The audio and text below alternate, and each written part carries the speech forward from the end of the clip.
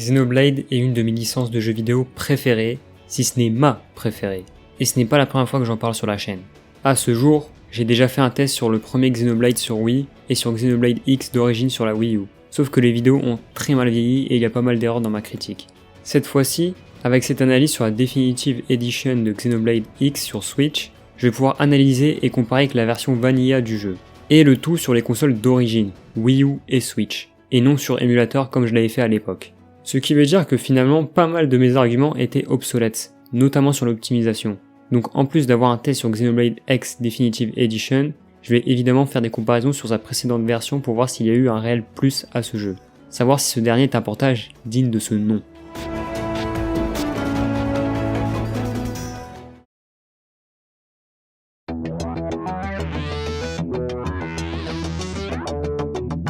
Avant d'en rentrer dans l'analyse, permettez-moi de vous présenter Xenoblade Cross Definitive Edition comme il le nomme au Japon, mais plus connu sous le nom de Xenoblade Chronicles X Definitive Edition à l'international. Ce jeu vidéo est un action RPG tout comme les autres opus de la licence Xenoblade, et pour celui-ci vous n'êtes pas obligé de jouer aux autres jeux pour comprendre le scénario. Il n'est pas lié aux autres opus et vous pouvez très bien commencer par ce Xenoblade X Definitive Edition avant de jouer au premier jeu de la série qui a aussi eu sa Definitive Edition.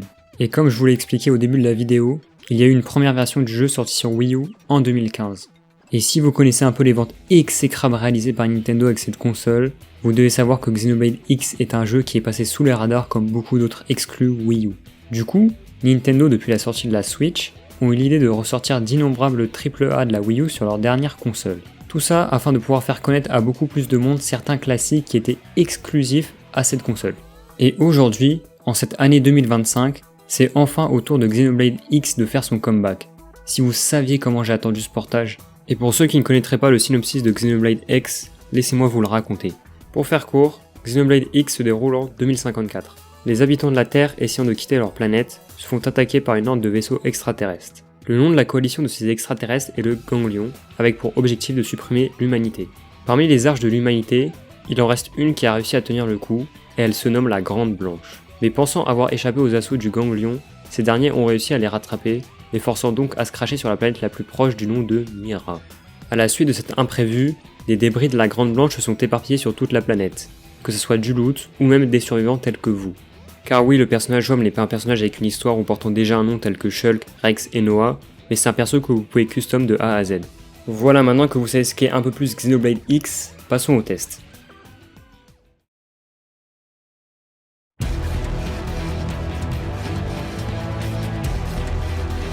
Comme je vous l'ai dit, Xenoblade X est un action RPG.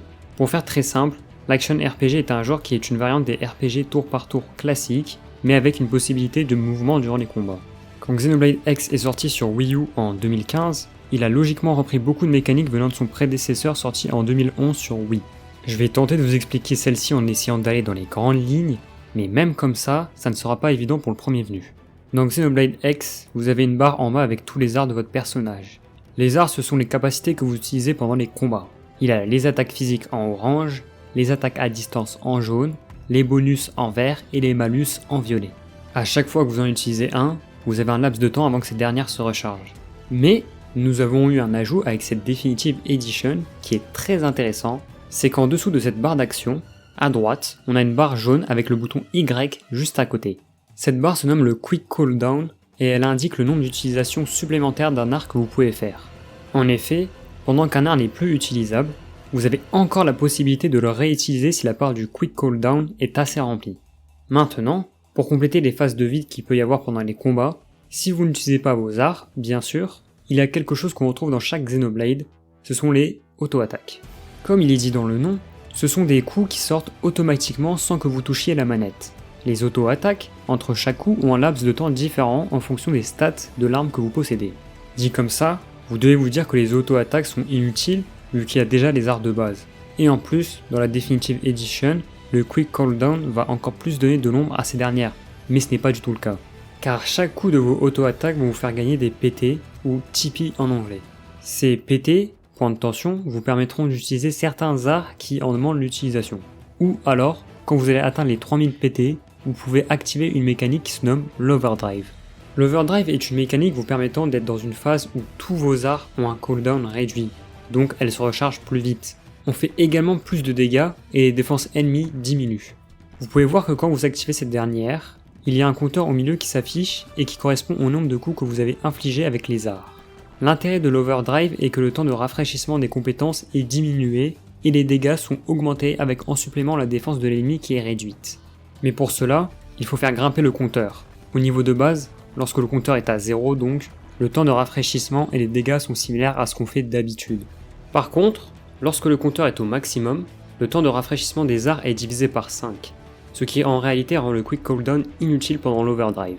On a les dégâts qui sont multipliés par 6, les résistances ennemies sont réduites de 100%, et les bonus octroyés par les arts de couleur sont multipliés par 100, d'où l'intérêt de faire grimper le compteur. Il est aussi important de prendre en compte le timer qui est juste en dessous du compteur, que vous pouvez augmenter aussi grâce à l'utilisation de certains arts. En effet, on peut voir une icône avec une horloge juste à côté, chose qu'il n'y avait pas dans la première version du jeu. Ils ont donc ajouté un indicateur d'un élément important de l'overdrive qui rend la compréhension plus simple dans cette version. Au passage, il y a quelque chose qui n'était pas mis en avant par les développeurs dans la version originale du jeu, ce sont les combos de couleurs pendant l'overdrive. Comme vous pouvez le voir sur ce screen, en fonction du type d'art que vous choisissez, vous pouvez obtenir de multiples bonus. Par exemple, si vous faites 2 arts physiques, donc orange et orange, vous allez augmenter l'expérience obtenue de base à la fin du combat. Si vous activez une aura et que vous utilisez un art vert par la suite, vous allez recevoir des points de vie et ainsi de suite. Maintenant, parlons des classes. Dans Xenoblade X, vous avez plusieurs classes que vous pouvez débloquer. Ces classes vous permettent d'utiliser différents types d'armes. Par exemple, on a les classes avec Dual Guns et Dual Swords, ou une autre avec un fusil d'assaut et une Longsword. Et une fois que vous avez atteint la classe max, vous pouvez utiliser une des armes pour la fusionner avec une arme d'une autre classe. Imaginons, vous voulez utiliser le sniper avec le bouclier alors qu'ils ne sont pas dans la même classe. Et bah, c'est possible.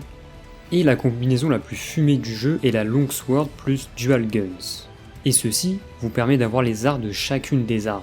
D'ailleurs, il est très fortement recommandé de débloquer toutes les classes au maximum si vous voulez accéder à toutes les armes et compétences du jeu. Comme vous l'auriez compris, avec ces combinaisons d'armes, ça vous donne la possibilité d'avoir une multitude de builds disponibles. Malheureusement, le combo Longsword plus Dual Guns est le combo que pratiquement tout le monde utilise, je pense. D'autant plus que les développeurs, dans cette Definitive Edition, ont ajouté un nouvel art pour la classe Longsword qui est le coup herculéen, ou Hercules Blow en anglais et japonais. Cet art est en un seul hit. Avec celui-ci, plus vos PV sont faibles, plus les dégâts seront importants. Et il fait 2400% par coup de dégâts. C'est juste énorme. Je n'ai rien contre le fait de buff une catégorie d'armes qui était déjà très forte dans le jeu original, mais j'aurais aimé voir ça aussi avec d'autres classes qui auraient pu être mises en valeur. Cela dit, si vous voulez des guides d'armes même pour des classes sous-cotées, je vous recommande la chaîne de Enel, par contre tout est en anglais. Toujours pour varier vos builds, autres que les classes ou les différents stuffs que vous pouvez porter, nous avons les inserts. Les inserts sont des éléments permettant de rajouter des caractéristiques supplémentaires à vos équipements. Que ce soit pour vos armes, vos équipements de terrain ou encore vos scales, vous en avez une variété. Vous avez des inserts avec des bonus pour les attaques physiques, les attaques à distance, vous pouvez augmenter votre vie ou vos PT max, ou encore avoir des bonus pour l'overdrive tels qu'augmenter le compteur. En bref, tout comme le jeu sur Wii U, Xenoblade X Definitive Edition, en plus d'offrir des combats très techniques et jouissifs, offre aussi une large diversité de builds possibles en fonction de vos préférences ou de vos besoins durant votre aventure. Passons maintenant au scale, portant le nom de Doll en japonais.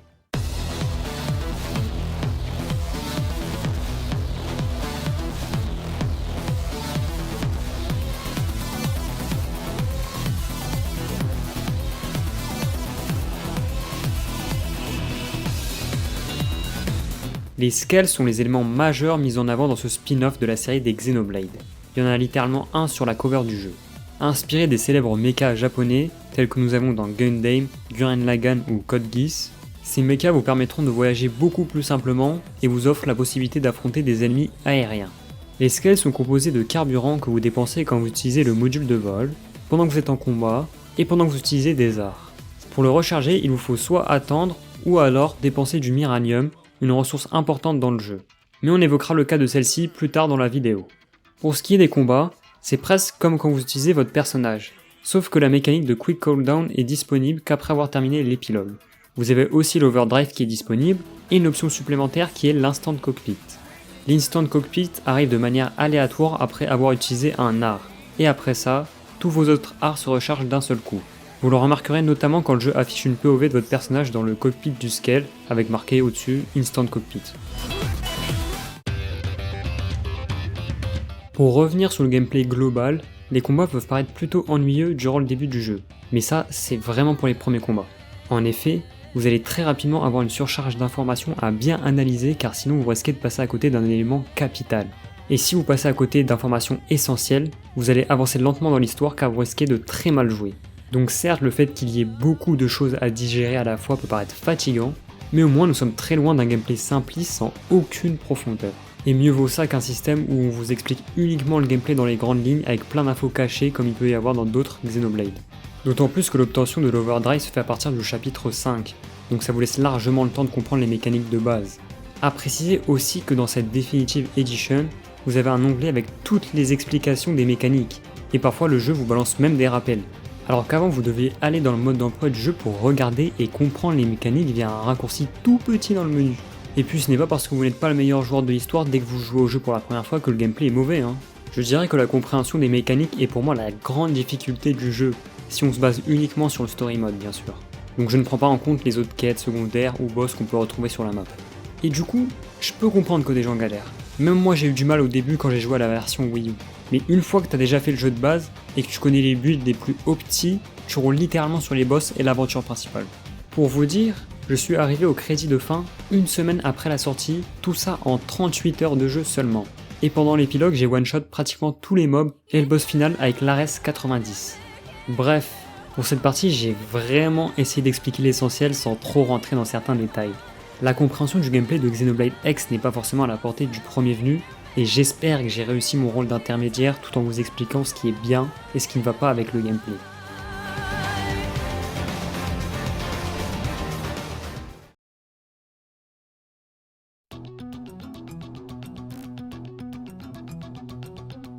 Je voudrais tout d'abord revenir sur une critique qu'il y a dans les action RPG et RPG en général sur le farm. Le farm est dans l'essence même des RPG et action RPG, mais c'est vrai que les développeurs doivent parfois réduire ces phases qui peuvent être omniprésentes dans certains jeux. Mais il faut aussi que les joueurs arrêtent de chouiner alors que c'est l'un des intérêts majeurs dans ce genre de jeux vidéo. Si le farm passe par-dessus le skill, je peux comprendre. Et pour le coup, même dans cette Definitive Edition, on peut retrouver ce genre de problème. Mais si tu te jettes dans la mêlée contre des mobs qui sont plus forts que toi pour farm l'XP, alors que tu ne comprends rien aux mécaniques et que tu as mal build ton personnage, c'est juste de ta faute. Il y a aussi des vraies stratégies à avoir avec le farm dans Xenoblade X Definitive Edition. Et s'il n'y avait pas de farm, on vous donne tout dès le début, on vous donne tous les équipements, vous débloquez tout l'arbre de compétences, vos stats sont au max, etc. Et ça n'aurait aucun intérêt. Et ça, c'est une erreur que j'avais faite dans ma précédente vidéo, où je parlais de farm qui augmente artificiellement la durée de vie du jeu. À m'entendre parler, on aurait dit que je me plaignais du farm alors qu'en réalité ce n'était pas ça qui posait problème, mais plutôt la manière dont c'était dosé. Et j'aurais aussi dû expliquer que le farm recourt souvent à des stratégies. Sur ce coup, c'est de ma faute. Bon, revenons maintenant à la critique du jeu. Le farming dans cette Definitive Edition a clairement été simplifié sur plusieurs aspects. Tout d'abord, nous avons l'absence totale des niveaux de Blade qui étaient dans la première version. Le niveau de Blade indiquait le niveau d'expérience du groupe au sein de l'organisation portant ce même nom justement, et pouvait être augmenté en gagnant des points de division. Ces points de division pouvaient s'obtenir en réalisant des tâches en lien avec la division que vous avez choisie au début du jeu. Et oui, ces points ont également été retirés dans cette Definitive Edition.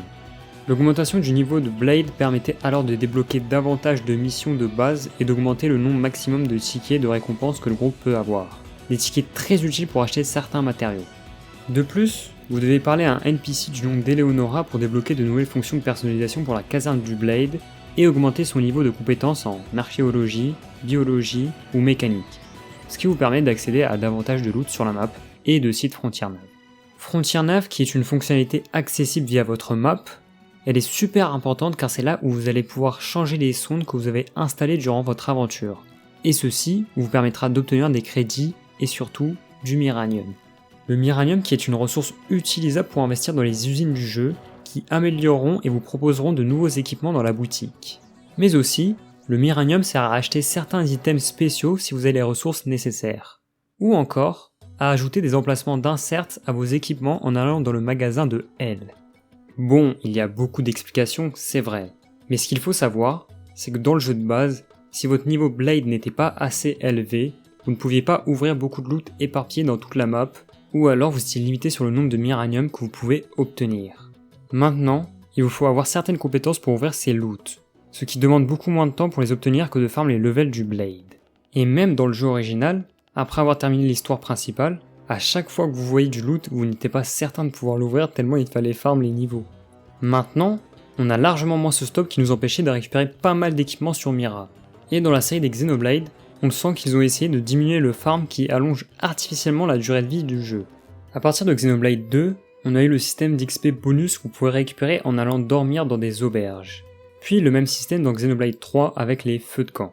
Toujours avec l'XP, dans cette Definitive Edition, tous les membres que vous avez débloqués gagnent de l'XP même s'ils ne vous accompagnent pas. À l'image du multi-XP dans Pokémon si vous voulez. On a même l'entente des personnages de votre équipe qui monte beaucoup plus vite dans cette Definitive Edition. L'entente qui est importante pour débloquer ce qu'on appelle des missions d'entente. Mais qu'est-ce que les missions d'entente ? Les missions d'entente sont des missions dédiées à des personnages qui peuvent devenir des membres de votre équipe ou des personnages jouables. Pour cela, vous allez devoir au moins une fois faire leur première mission d'entente, et ensuite améliorer l'entente, donc la barre avec des cœurs pour faire les suivantes. Et c'est dans ces quêtes que nous avons beaucoup de mise en scène, notamment pour expliquer et raconter l'histoire de ces personnages. D'autant plus que pour avancer dans l'histoire principale, vous serez obligé de faire celles qui sont demandées pour continuer. Pour ce qui est de la navigation durant votre farm, elle a également été grandement facilitée. Quand vous voulez craft un certain item, il est possible d'appuyer sur le bouton Y pour que le jeu vous indique où sont les mobs à aller tuer pour récupérer les matériaux dont vous avez besoin. C'est clairement un point positif qui vous évitera d'aller faire des recherches Google pour savoir où se trouvent vos matériaux. Ce qu'il faut retenir de cette partie principalement, c'est que le farm a clairement été réduit et simplifié dans cette Definitive Edition par rapport au jeu de base. Ce qui est une bonne chose, car croyez-moi qu'augmenter la durée de vie artificiellement comme ça, c'est juste insupportable.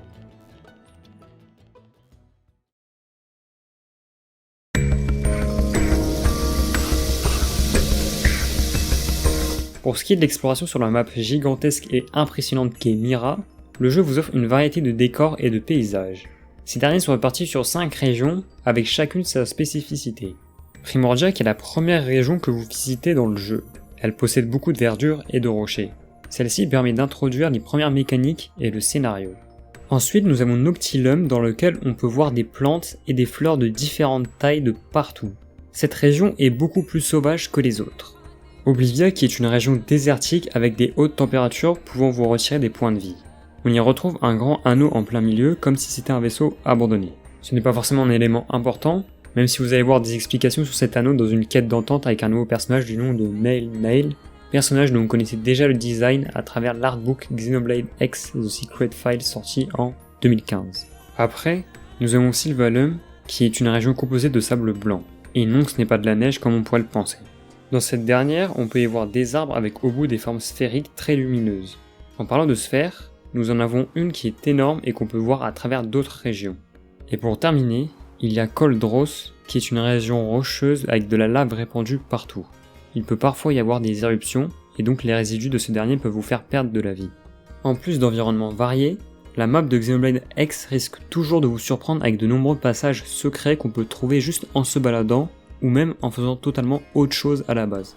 En effet, la planète Mira regorge d'énormément de surprises avec des tunnels, des grottes cachées ou des îles flottantes.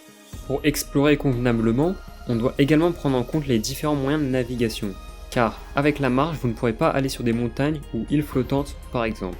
Pour ce qui est du moyen de navigation principal du jeu, c'est-à-dire le scale, ce dernier s'obtient à partir du chapitre 6. Mais pour obtenir le module de vol, ce qui permet de faire voler vos scales, ce dernier s'obtient à partir du chapitre 9. Pour rappel, il y a au total 12 chapitres dans le jeu. Je reconnais que c'est un peu long d'attendre jusqu'ici. Vous allez donc vous balader à la marche pendant un moment, ce qui peut être ennuyant et redondant au bout d'un moment vu comment la map est énorme.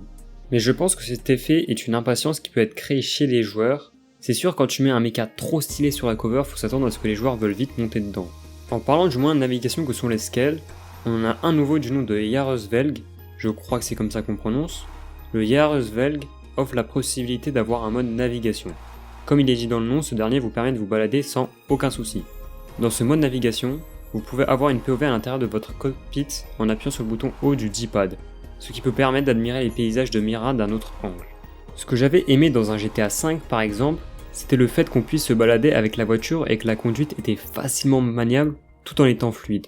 Dans Xenoblade X, j'ai eu l'impression de retrouver cette sensation et c'est toujours le cas dans la Definitive Edition. D'autant plus que vous avez la possibilité de changer le fait que quand vous appuyez sur le bouton pour commencer à voler, ZR, vous n'êtes pas obligé de réappuyer une deuxième fois, exactement comme dans la version Wii U. Et pour le coup, c'est ce que j'ai mis car j'ai été habitué à ces commandes, et je trouve que c'est moins chiant de réappuyer sur un input pour commencer à voler. En résumé, l'exploration dans Xenoblade X était un des points forts du jeu, et c'est toujours le cas dans cette Definitive Edition. Que ce soit à pied ou avec les scales, la map du jeu risque toujours de vous surprendre avec de nombreux passages secrets qu'on peut trouver juste en se baladant, ou en faisant totalement autre chose à la base. Ou même juste parce qu'on est attiré par un lieu, et ensuite on en découvre un autre. Ça pourrait limite devenir addictive.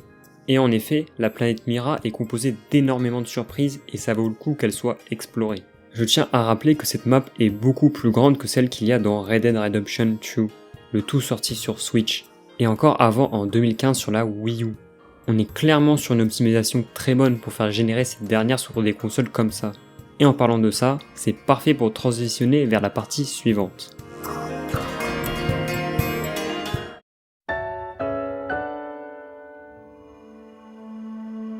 Sur ce point-là, j'étais persuadé de ne pas être déçu. C'est littéralement un des points forts de Monolith Soft, l'optimisation. Pour vous donner une idée, ils ont participé au développement de The Legend of Zelda Breath of the Wild et Tears of the Kingdom, et ont développé Xenoblade X auparavant sur Wii U. Monolith Soft sont habitués à travailler sur les consoles de Nintendo depuis la Wii, des consoles qui ont toujours été en retard en termes de puissance. Évidemment, Xenoblade X tournait très bien et était constant en termes de FPS sur Wii U, et c'est toujours le cas pour cette Definitive Edition sur Switch. Même s'il y a quelques fois où on peut voir les FPS chuter durant quelques cinématiques ou quand je suis à New LA, mais c'est très rare. Pour ce qui est des FPS, nous n'avons certes pas les 60 FPS, mais on a globalement du 30 FPS constant, ce que certains jeux n'arrivent même pas à faire sur la Switch.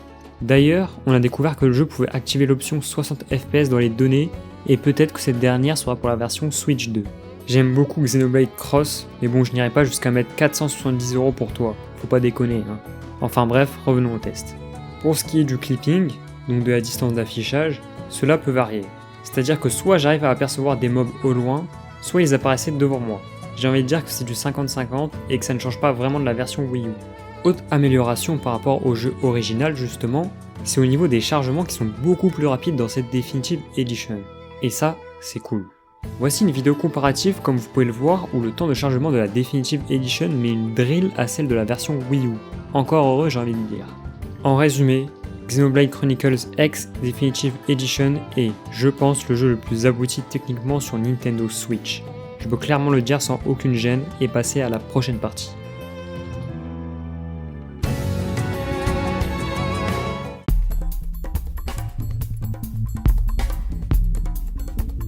Commençons par parler de la police d'écriture, car il y a quelque chose d'intéressant à souligner là-dessus. Dans le jeu d'origine, la police d'écriture était trop petite et difficilement lisible. Pour comparer, regardez les menus et surtout regardez la barre avec les arts par rapport à celle de la Definitive Edition. D'autant plus que dans la version japonaise du jeu original, leur caractère était beaucoup plus gros par rapport à la version internationale. Toujours dans les polices d'écriture, parlons de celle durant les cinématiques. L'ombre derrière le texte est trop peu présente, ce qui peut amener parfois au texte à se fondre dans le décor pendant la cinématique, notamment si c'est du blanc.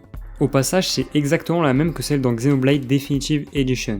Pour ce qui est des menus, on a des onglets beaucoup plus visibles qu'avant, car dans le jeu de base tu as des fonctionnalités très peu visibles voire cachées comme celle avec le custom des vêtements, donc le fait de choisir les équipements apportés pour le style sans que ça influence vos stats. Cette fonctionnalité était indiquée en tout petit dans le jeu original en allant dans les équipements de terrain, maintenant il possède son propre menu. C'était à peu près la même chose pour accéder aux inserts des équipements, sauf qu'il n'y avait pas d'indication sur comment on pouvait changer ou équiper ces dernières. Également, divers raccourcis ont été ajoutés dans cette Definitive Edition, comme le fait de changer les membres de son équipe ou de changer l'heure du jeu quand on veut, comparé à avant où pour les membres vous deviez retourner à New LA pour les ajouter dans votre équipe. Et pour le changement d'heure, il fallait aller dans des spots comme des camps de division ou des bancs, ce qui rend la chose beaucoup plus rapide et évite les téléportations à plusieurs endroits en permanence. Toujours dans les raccourcis, le jeu offre la sauvegarde auto, chose qu'il n'y avait pas dans la précédente version où vous deviez sauvegarder manuellement à chaque nouvelle action que vous faisiez. C'était très relou. Parlons à présent de la navigation sur la map et sur Frontier Nav. On peut clairement dire que c'est beaucoup plus fluide et agréable dans cette Definitive Edition. En effet, Avant, pour la navigation et choisir les lieux où vous deviez vous téléporter, c'était sur l'écran du Wii U Gamepad. Même si l'utilisation du Wii U Gamepad était bien pensée, chaque interaction quand vous appuyez sur l'écran de celle-ci était lente en raison des limitations de l'écran du Wii U Gamepad. Aussi, vous n'aviez pas une vue d'ensemble sur les 4 régions en même temps. Il fallait donc sélectionner par exemple Primordia, et si vous voulez switch sur Oblivia, il fallait revenir sur le menu de toutes les régions et sélectionner Oblivia. Cela dit, on avait des raccourcis pour se rendre directement à plusieurs emplacements de New Los Angeles, et ça pour le coup c'était plutôt pratique. Mais comme vous l'aurez compris, vu que nous avons une vue d'ensemble sur la map entière du jeu, cette fonctionnalité a logiquement disparu, laissant place néanmoins à une map bien plus intuitive de par le fait de pouvoir accéder à toutes les régions directement. Et surtout parce qu'il n'y a pas de gamepad, donc on ne peut pas l'adapter comme sur la version Wii U.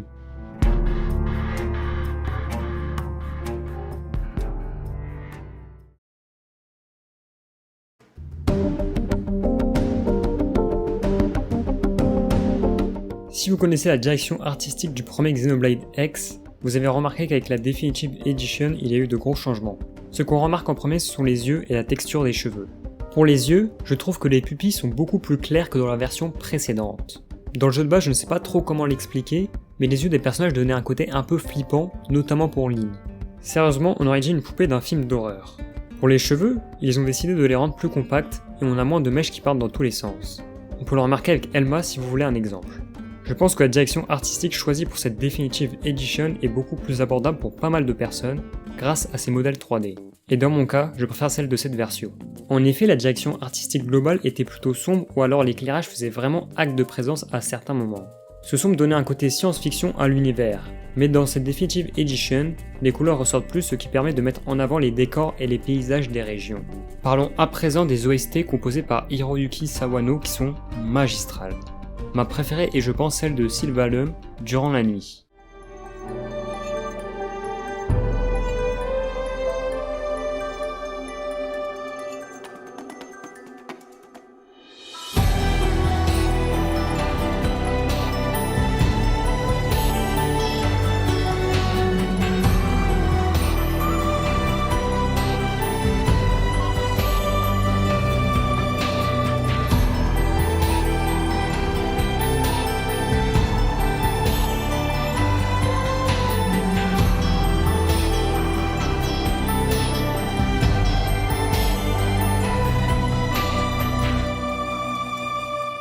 Ou encore celle quand vous volez avec votre scale.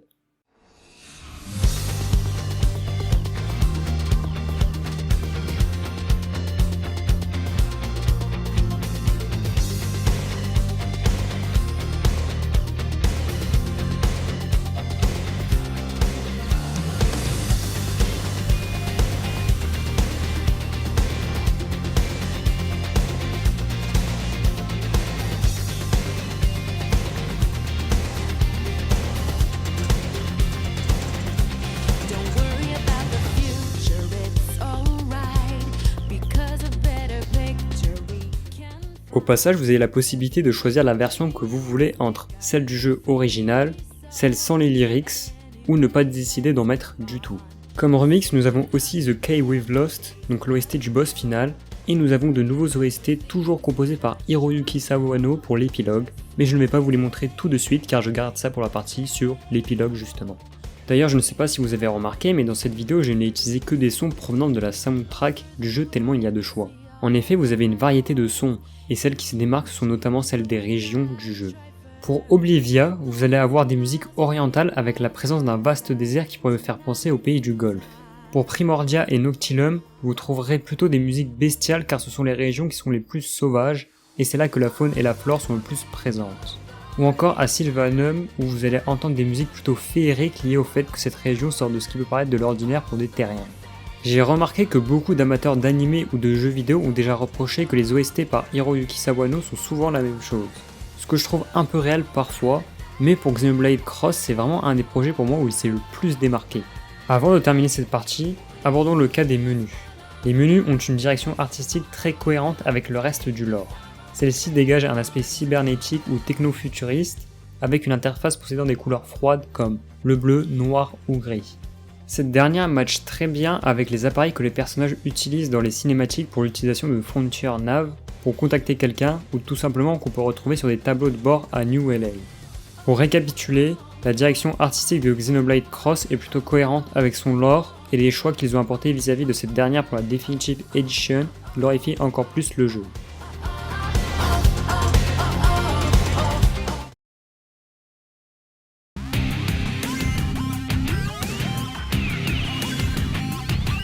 Dans Xenoblade Cross, vous ne risquez pas de vous ennuyer. Vous avez toujours des choses à faire et ce même en dehors des quêtes et objectifs liés à l'histoire principale. En effet, vous pouvez retrouver des missions de base proposées par des PNJ et des missions d'entente dédiées à des personnages. Et important de souligner qu'avec cette Definitive Edition, on en a de nouvelles. Et pour moi, passer à côté de ces missions serait passer à côté de la richesse et de la diversité scénaristique comme Xenoblade Cross. Le jeu va vous inciter à faire des quêtes d'entente notamment pour accéder au chapitre suivant. Ce qui est très bien car ces quêtes sont très intéressantes et permettent d'enrichir le sidecast au niveau du scénario. Mais est-ce que les développements des personnages sont aussi poussés que dans les autres jeux Xenoblade ? J'y reviendrai pour la partie dédiée au scénario. Toujours dans le contenu in-game, vous avez le fait de compléter à 100% les régions et la planète Mira. Pour y arriver, il faut déjà découvrir tous les lieux possibles dans les régions, qu'ils soient cachés ou non, ce qui est logique. Il faut aussi ouvrir tous les loots disponibles sur la map, et pour finir le truc le plus fun c'est de vaincre tous les tyrans. Les tyrans ce sont des boss que vous avez sur la map et il y en a de tous les niveaux, et ils sont situés un peu partout sur Mira. Le plus fort est le Telesia qui est niveau 99 et qui se déplace en volant. Contrairement aux autres objectifs pour compléter la map du jeu qui se base sur l'exploration et qui renforce cet aspect, ce qui est cool, les combats contre les tyrans vont mettre à l'épreuve vos builds et votre skill avec l'utilisation des arts. Pour ce qui est du contenu online, les quêtes dans ce dernier sont assez importantes, notamment pour avoir des équipements très broken qui sont essentiels pour le contenu post-game et annexe, notamment si vous voulez battre le Telesia. On a par exemple l'Ares 90 qui est l'un, voire le meilleur scale du jeu. Et si vous voulez vous procurer les matériaux très rapidement, il vous faudra farm des tickets avec les modes de jeu online. Vous en recevez quotidiennement certes, mais le nombre est trop peu si vous voulez les obtenir rapidement. Cela implique donc qu'il faut passer à la caisse pour pouvoir farm ces tickets. C'est un peu frustrant et problématique à mon humble avis. Attardons-nous maintenant sur les ajouts provenant de la Definitive Edition. Nous avons tout d'abord l'épilogue qui est, je pense, la raison principale de pourquoi on s'est tous hype à l'annonce du jeu si vous aviez déjà joué à la version Wii U. On a de nouveaux personnages qu'on peut ajouter dans l'équipe ou qui sont jouables comme Gariag, Nail, Yezel et un autre perso que je ne vais pas mentionner pour éviter de spoil l'épilogue. Ce qui fait un total de 22 membres pour votre équipe qui est limité à 4 membres je précise. On a également de nouveaux builds grâce à l'ajout de nouveaux items, nouveaux arts, de nouveaux scales, etc. Comme l'art coup herculéen ou encore le scale Yarosvel qui permettent vraiment de varier le gameplay. Xenoblade Cross est un monstre en termes de durée de vie, ce qui était déjà le cas avec la version Wii U et dans la Definitive Edition la durée de vie est plus longue. Ce qui augmente un peu plus cette durée c'est surtout grâce à l'épilogue, même si celle-ci ne dure pas 30 heures non plus. Mais ça ne veut pas dire que cela est un point négatif. On verra ça un peu plus tard.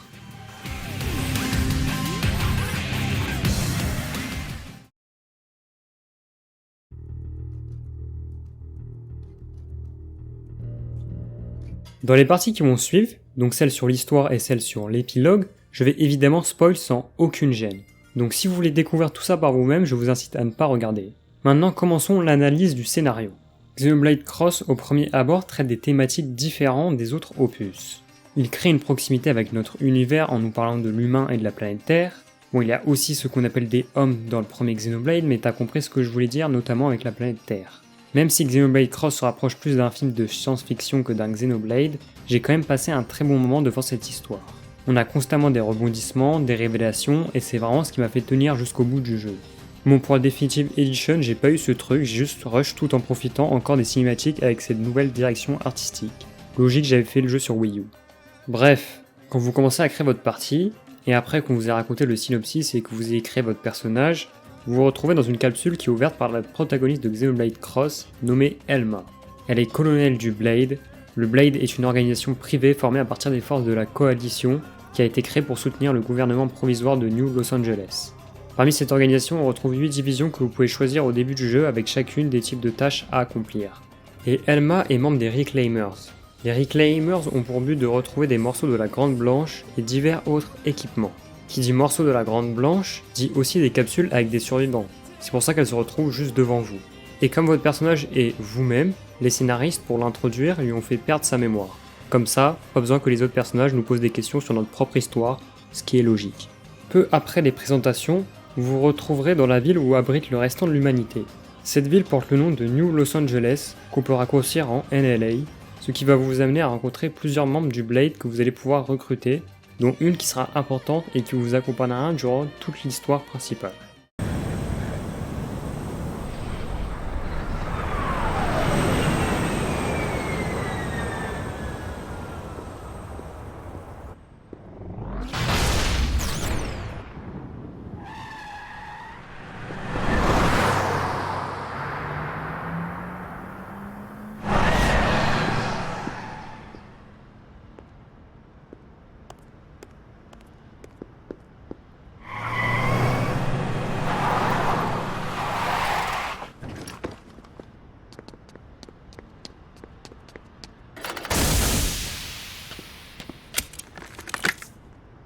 そう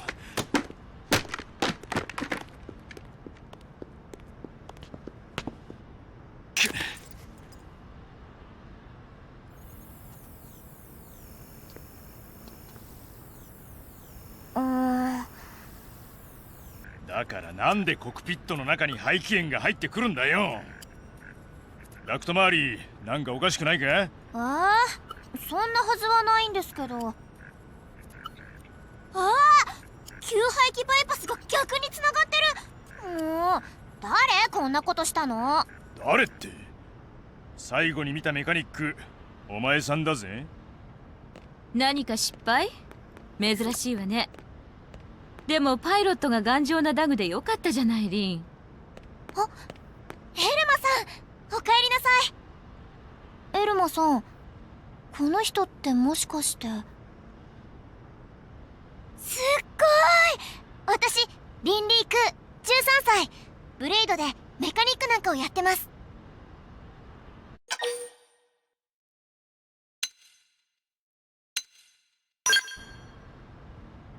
驚いたよね。でもこの年でも彼女は選ばれたスタッフよ。腕は保証するわ。まあたまには失敗もあるけどな。これからブレイドホームに戻るんですか？ええ、そうよ。せっかくですから輸送機で行きませんか？ NLA も一望できますし、紹介もできますから。なるほど。それもいいわね。À la suite de ce crash et que vous ayez fait connaissance avec Lynn, vous allez rencontrer Van Damme, qui est le commandant du Blade, et a été le chef de la Grande Blanche. D'ailleurs, Van Damme est un nom courant pour plusieurs personnages de la série.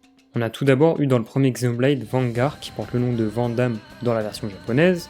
Ensuite, avec Xenoblade 2, on a eu un autre Van Damme, et dans Xenoblade 3, il y a eu Guernica Van Damme. Le point commun entre ces quatre, c'est que ce sont tous des leaders d'une armée ou d'un groupe révolutionnaire. En bref, l'aspect où le côté commandant et militaire ressort de ces derniers. Maintenant que vous connaissez les lieux, les divisions et certains personnages, vous intégrez l'équipe d'Elma car cette dernière a perdu ses deux coéquipiers au combat. Même si on apprend qu'elle s'en veut vraiment suite à leur décès et qu'elle nous en parle un peu dans une quête d'entente, c'est vraiment dommage qu'on ne nous ait pas plus parlé, et franchement si je n'avais pas fait cette vidéo j'aurais totalement oublié leur existence. Du coup c'est un prétexte pour que vous vous retrouviez dans l'équipe de Elma. Après des explications sur le fonctionnement de New LA, du Blade et des divisions, on vous fait comprendre que votre objectif durant votre aventure est de récupérer des morceaux de l'Arche de Vie et surtout de retrouver l'Arche de Vie. Dans celle-ci contiennent les données et archives de l'humanité, rien que ça. Ensuite, vous allez donc rapidement être envoyé en mission pour récupérer des Pathfinders qui ne sont pas revenus à New LA depuis qu'ils ont été envoyés en mission. Et c'est en regardant les derniers lieux géolocalisés de ces agents du Blade qu'on retrouve un squelette détruit et des Xénos, donc des extraterrestres qui sont à proximité de leur base. C'est à ce moment qu'on prend conscience que sur Mira, il n'y a pas que des humains et des espèces vivantes natives, mais qu'il y a aussi des individus dotés d'une conscience et de la parole.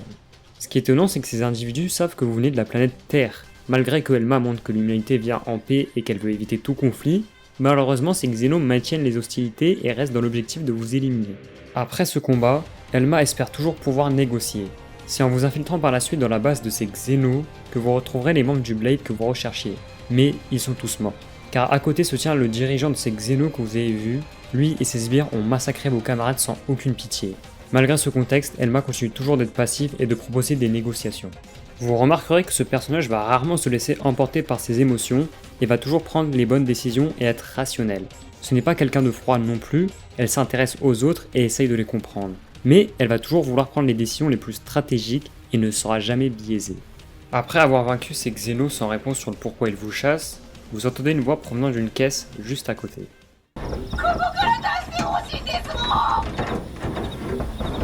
まだ異星人がどうしましょうか。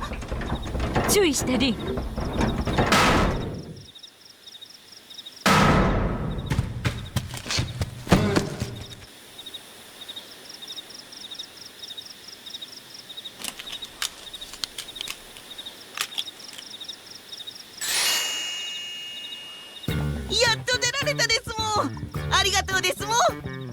C'est à ce moment qu'on fait la connaissance de Tatsu, qui nous accompagnera durant notre aventure et fait partie de la race des Nopon.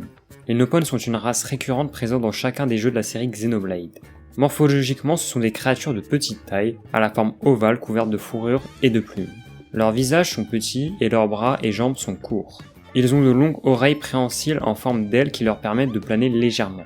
Lorsqu'ils ne s'en servent pas, ces ailes sont enroulées autour de leur cou. Autre élément important à souligner, c'est leur façon de parler.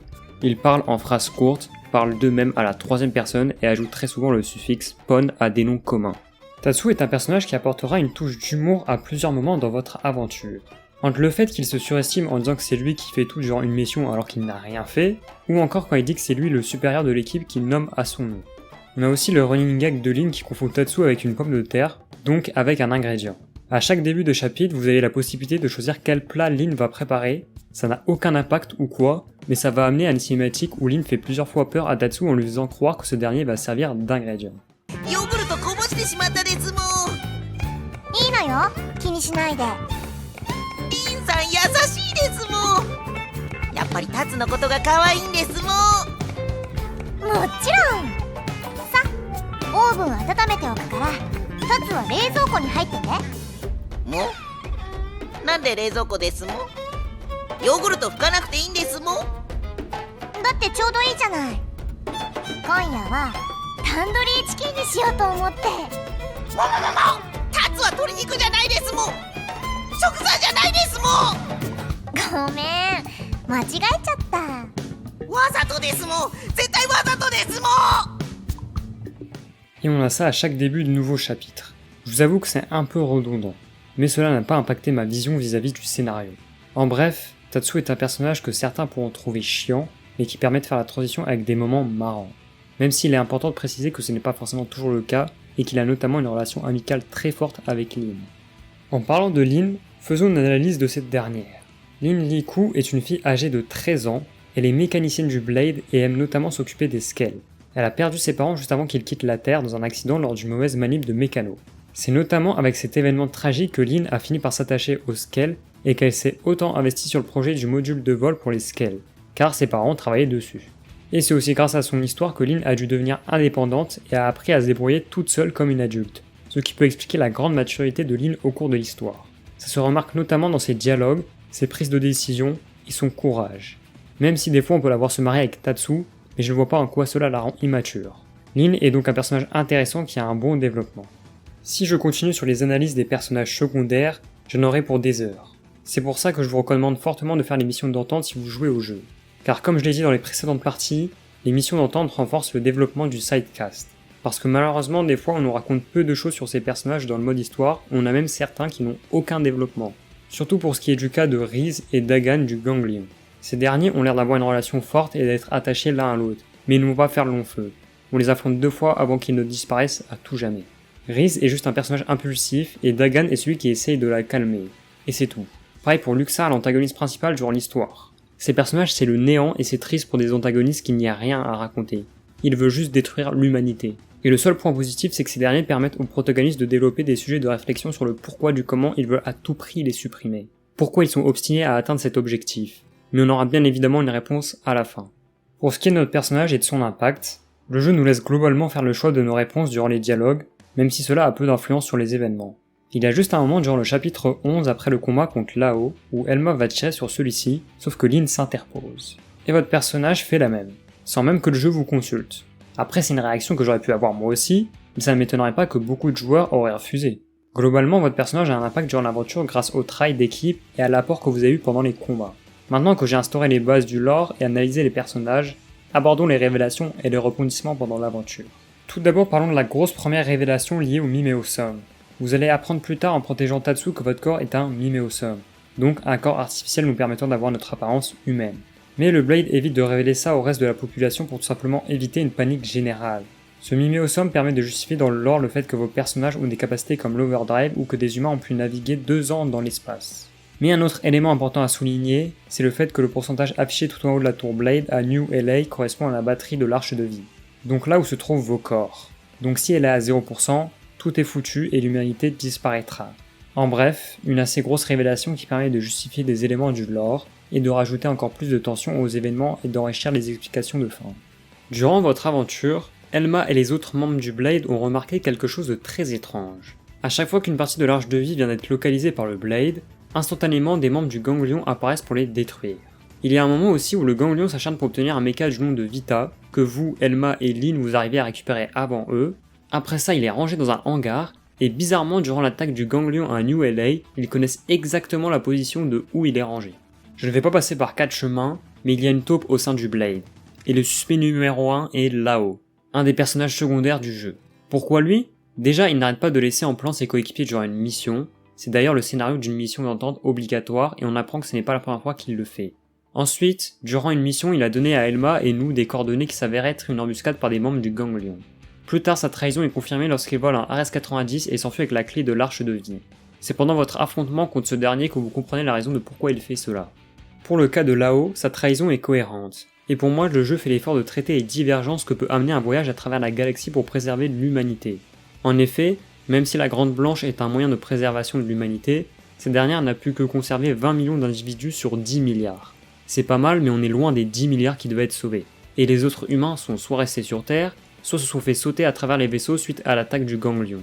Comme vous l'auriez compris, les proches à Lao n'ont pas pu survivre, et ces personnes c'est sa femme et sa fille.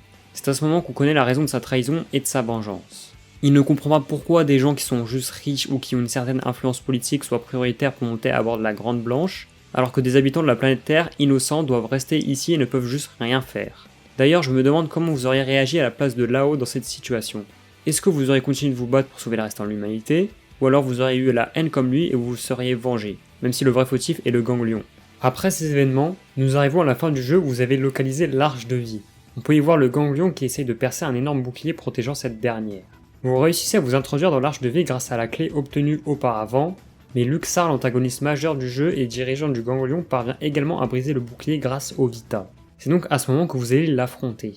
Après sa défaite, pensant l'avoir vaincu, il arrive finalement à se relever et à toucher le supercomputer avec des boules d'énergie activant le système de défense et faisant apparaître des chimères. Juste après, Lao arrive derrière Luxar pour le planter avec sa lance. Le sol se brise et les deux se noient dans l'ADN des humains. Luxar se désintègre, ce qui explique pourquoi le ganglion ont eu peur des humains, et surtout du vrai corps de cette race. C'est pourquoi ils les ont donc chassés depuis tout ce temps. Pour ce qui est de Lao, le système de défense va créer le dernier chimère à partir de lui. Comme vous l'aurez compris, Lao sera le boss de fin du jeu original que j'ai littéralement massacré au passage. À la suite de cette métamorphose, Lynn voulant encore une fois protéger Lao, ce qui montre une certaine proximité entre les deux, celui-ci demande quand même à ce que vous le tuiez car il n'y a pas d'autre solution pour se débarrasser de cette chose incontrôlable.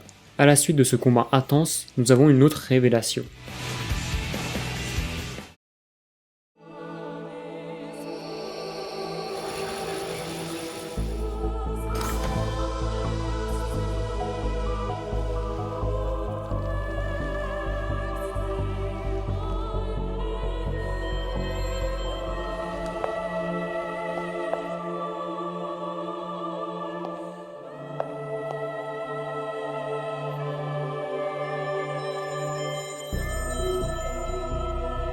Comme vous l'avez vu, Elma n'est pas une humaine mais une Xeno.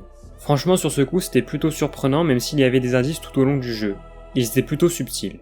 Le fait qu'elle ait caché sa vraie identité peut paraître vicieux, mais elle a tout simplement fait ça pour éviter de choquer les terriens.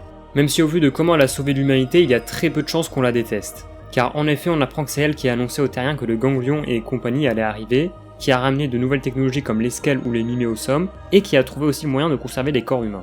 Car nous avons une autre révélation, en réalité il ne reste plus aucun corps humain. On a préservé les données génétiques dans l'arche de vie de plus de 20 millions d'humains et d'autres espèces vivantes provenant de la planète Terre. Alma, à la suite de ce périple, exprimera ce qu'elle ressent vis-à-vis de vous et de vos alliés. On est clairement loin d'un personnage distant qui ne fait que donner des indications et qui a comme unique objectif de sauver l'humanité. J'ai déjà dit précédemment, mais à ce moment-là, elle confirme encore plus cette personnalité. Et pour terminer, parlons du cliffhanger de fin qui est juste tellement criminel.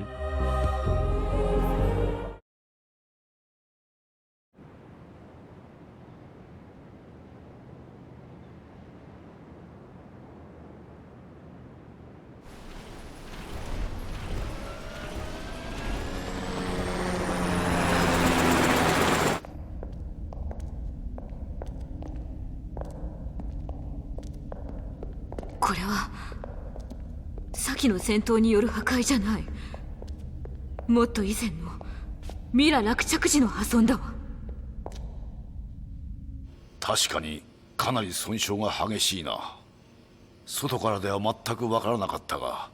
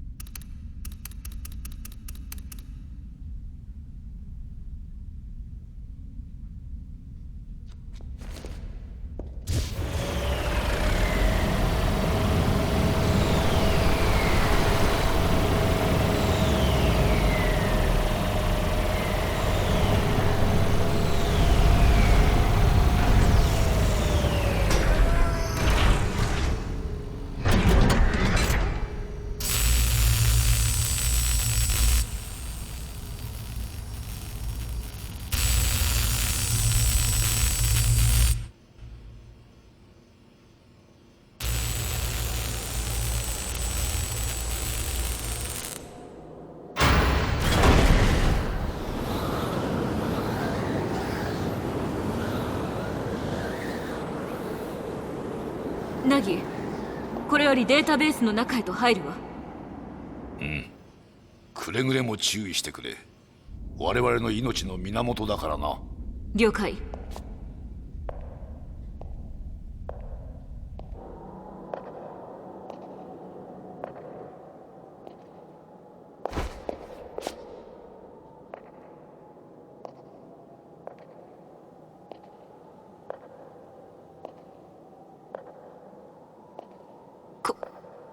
これは。どうしたエルマ？データベースに何かあったのか？こんなことって。エルマ、状況を報告してくれ。エルマ。ナギ、事実だけを伝えるわ。データベースはあなたたちの意識が保存されているはずのシステムはずっと以前に壊れていた。壊れていただって、どういうことだ？詳しく説明してくれ。データベースは稼働停止している。昨日今日壊れたわけではない。ミラ落着の時にすでに失われていたのよ。そんなバカな。では我々は、今ここにこうしている我々は。そう。みんなはなぜ動いていられるの？システムは壊れているの。意識も記憶も存在しないはずなのに。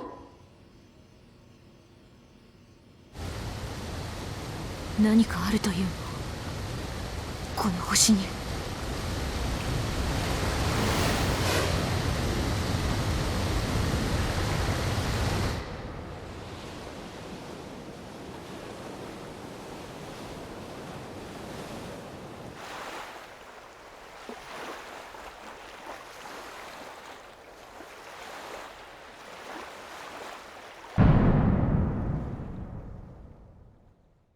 Et après ça, plus rien.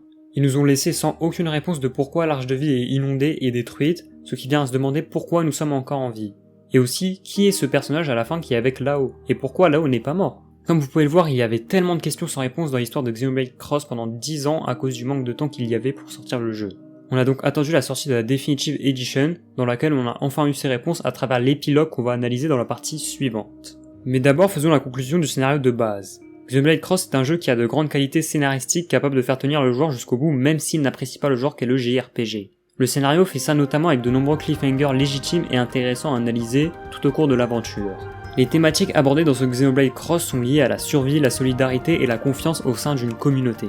Même si Erina, un des personnages jouables, nous fait comprendre qu'il ne faut pas hésiter à sauver des individus qui sont détestables et qui ont le pire comportement avec toi, car l'humanité ne tient que sur un cheveu tout simplement, t'as quand même d'autres personnes qui sont capables de trahison pour des raisons égoïstes comme Lao ou encore d'autres personnages pendant des quêtes secondaires. Et elle m'a dit qu'elle ne comprend pas pourquoi les humains se sont toujours créés des conflits en fonction de leur ethnie ou croyances religieuses. Pour ce qui est des problématiques du voyage au sein de la Grande Blanche à travers l'espace, le jeu a réussi à aborder les sujets les plus importants vis-à-vis de celui-ci comme pourquoi choisir des hommes avec de l'influence au lieu de sauver des enfants, ou l'idée du miméosome qui permet de tenir pendant un voyage de plusieurs années dans l'espace. En bref, Xenoblade Cross possède un scénario avec un large panel de personnages mais qui ne sont pas ou peu développés, surtout par rapport aux autres Xenoblade, mais arrive malgré tout à offrir une intrigue et des rebondissements pertinents qui peut retenir le joueur jusqu'au bout du jeu.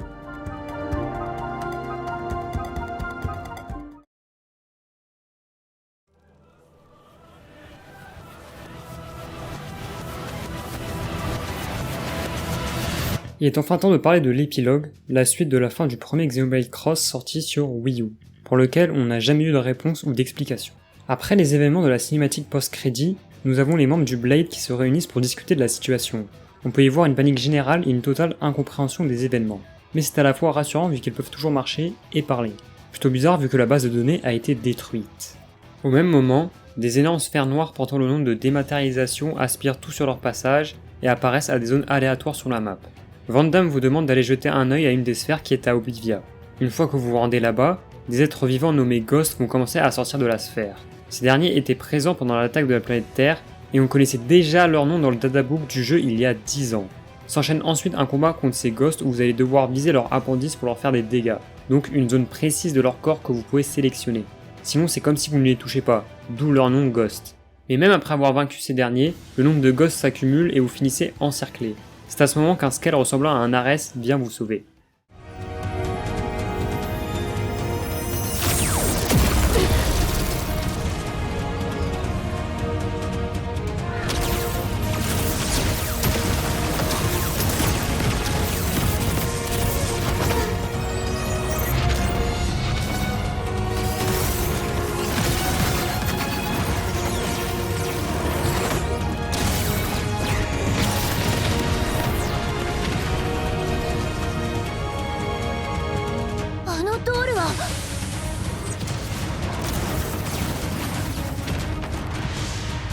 アレス。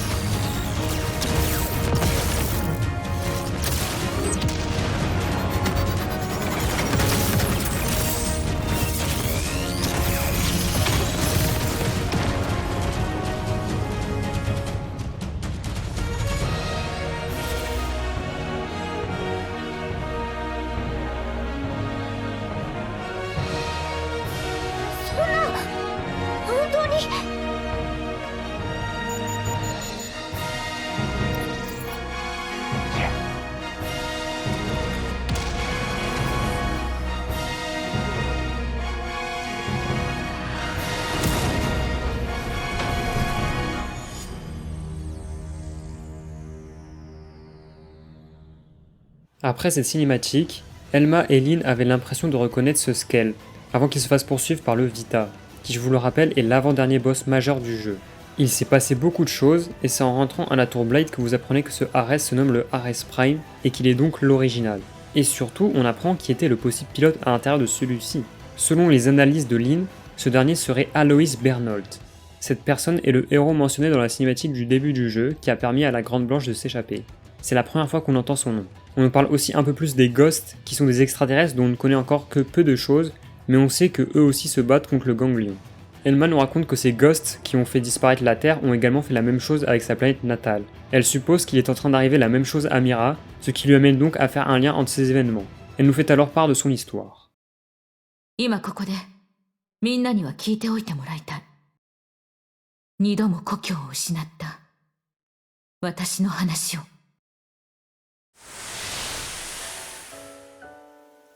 私が生まれたのは長く遠い時空の隔たりの中で異なる進化を経たけれど、あなたたち地球人と同じサマールの末裔が生きる星、他の惑星と争うでもなく友好的で平和な星だった。グロースの襲撃、それは何の前触れもなく始まった。彼らの狙いはサマールの末裔を根絶やしにすることと、もう一つアレスの奪取だった。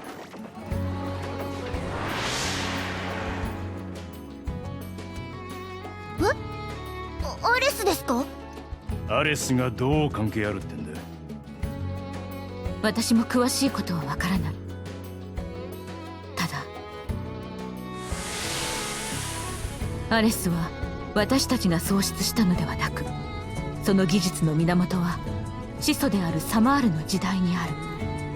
私たちは超古代の記録や遺物をもとに再現したに過ぎない。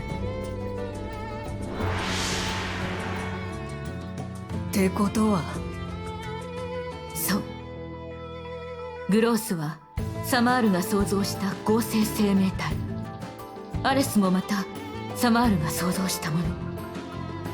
この2つに因果関係があっても不思議ではない。だからアレスをウィータが追っていったんですね。でもゴーストが現れた理由が分かりませんね。話にはまだ続きがあるわ。グロースとの戦いは長く続いた。一進一退の攻防が繰り返される中、突然母星に消失現象が発生して双方に敵対を示す第三勢力が出現した。それがゴーストだった。突如として現れたゴーストは意志なく私たち、そしてグロースを襲い始めた。戦いは混乱し、母星は戦闘で破壊の限りを尽くされ、また消失現象によって陸は飲まれていった。母星の運命は決まっていた。だからアレスと共に私を地球へと送った。グロースが生きていたら次に狙うのは同じサマールの末裔が生きる星、地球以外にはなかったから。私はアレスの技術を地球人に伝え、グロースに対抗しうる科学の進歩を促した。でも結局地球を救うことはできず、アレスと英雄を失った。Comme vous l'aurez compris, le but du ganglion est de chasser le reste des descendants des Samariens, comme Lao vous l'avez dit à la fin du jeu. Elma et son espèce en font partie, tout comme les Terriens. D'ailleurs, je ne sais pas si vous avez remarqué, mais la cinématique est accompagnée d'artwork très stylé qu'on n'avait pas pendant l'histoire principale. Mais ce style d'artwork avec cette direction artistique existait déjà pendant certaines cinématiques de Xenoblade 3. Après que Elma ait raconté son histoire, à la tour Blade, on détecte l'Ares et le Vita en train de se battre. Vous et tous les membres qui sont dans cette salle sont envoyés en mission par Van Damme pour aller voir ce qu'il s'y passe.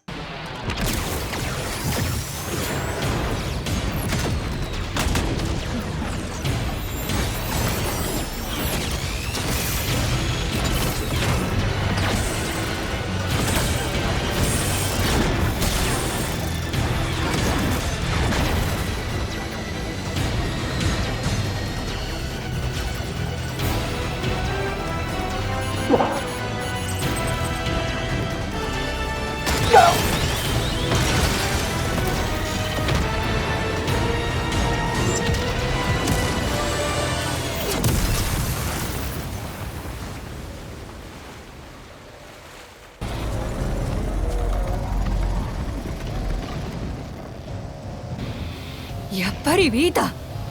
でも一体誰が。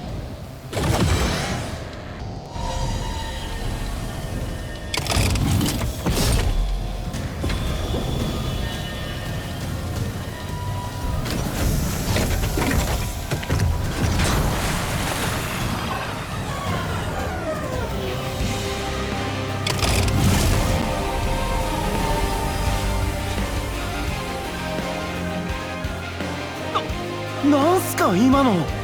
知るかよ。なんとなく良くはない気がするな。コアを抜いた。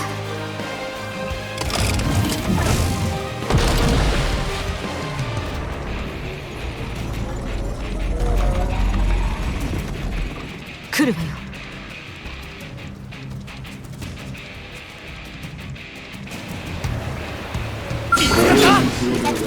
Après ce combat, des Ghosts suivent le Vita et le pilote du Ares révèle son identité.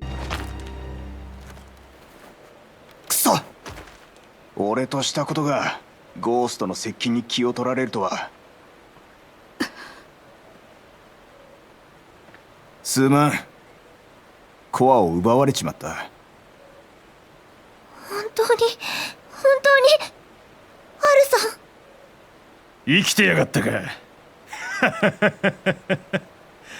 一体今までどこほっつき歩いてやがった。 Comme vous pouvez le voir, nous avons enfin affaire à ce nouveau personnage du nom de Alois Bernold, que les autres surnomment Al. Et franchement, je suis très content de l'avoir découvert in-game et de ne pas m'être fait spoil son visage. Car aujourd'hui, sur les réseaux sociaux avec les leaks et autres, c'est très facile de tomber sur des infos sans le vouloir, bien avant la sortie du jeu. Pour revenir à Al, c'est donc lui le pilote du Ares Prime et le héros qui a permis à la Grande Blanche de partir. Il va un peu remplacer le rôle de Elma durant cet épilogue, car ce dernier, après sa disparition, possède des informations importantes pour la survie de l'humanité. Et au passage, il a une phrase fétiche qui est de dire « Comment ça biche ?» et par la suite il faut répondre « Pas terrible et toi ?» Et il te répond « Mieux que toi, terriblement bien ». Vous allez souvent l'entendre dire ça dans l'épilogue. Un running gag comme celui avec Tatsu si vous voulez. Pour ce qui est des retrouvailles, tout le monde est content, mais Elma ne réagit pas du tout de cette manière. Elle devient même un peu aigrie vis-à-vis de Al. Mais on verra après pourquoi. Maintenant que le Ares est rangé dans le hangar, on nous explique que les Ghosts n'ont pas vraiment de conscience et s'attaquent à tout ce qui bouge. Comme si c'était une force de la nature et qu'on ne pouvait pas contourner le problème. À la suite de ça, Elma est appelée au hangar pour analyser le Ares et se retrouve à discuter avec Al. Nous allons mieux comprendre leur relation et pourquoi Elma est énervée en voyant sa présence. C'est tout simplement car elle s'en veut à elle-même et non à Al. Elle s'en veut de l'avoir laissé partir affronter en solo les Ghosts et compagnie après avoir quitté la Terre. Ensuite, Lynn nous raconte l'histoire et le passé de Al. チームの一員だったんですよ。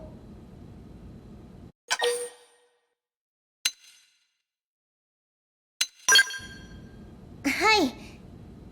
初めて会ったのは私がエルマさんのチームに配属された時でした。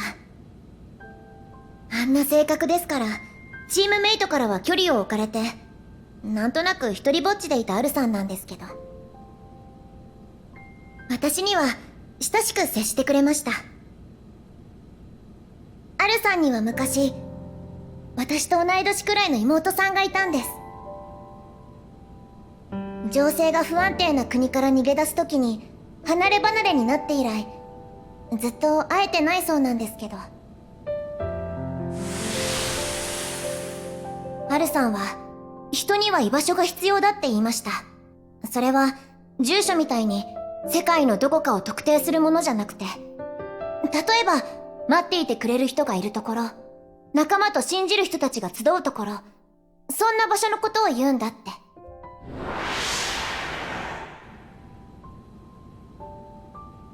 きっと妹さんや家族がいる場所がアルさんの居場所だった。でもそれを見失ってからは、アルさんは地球全部を居場所にするために宇宙に上がったんです。地球のどこかで自分の家族は必ず生きている。そこが自分の守るべき居場所だと確信するために。地球を失ってからは白芸がアルさんの居場所になりました。だからリン、お前だって今は俺の家族なんだぜってアルさんはそんな風に言ってくれました。その言葉は私にとって何よりも嬉しいものでした。 Après ces moments d'émotion, tout le monde se donne rendez-vous à la tour Blade et une énorme faille apparaît au-dessus de New LA.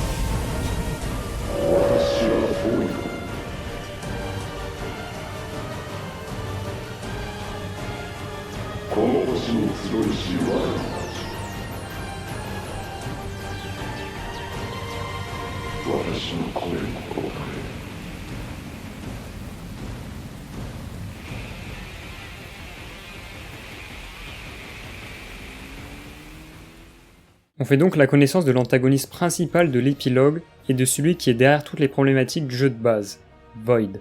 Son nom signifie donc le vide en anglais, car lui et les Ghosts aspirent tout sur leur passage et qu'ils n'ont pas de conscience. Il est en possession du Vita afin de se donner une apparence physique et on apprend que c'est lui le grand ancien dont parlait Luxar durant l'aventure principale. En faisant cette apparition, il essaye de ramener le ganglion dans son camp. Et il dit également ceci.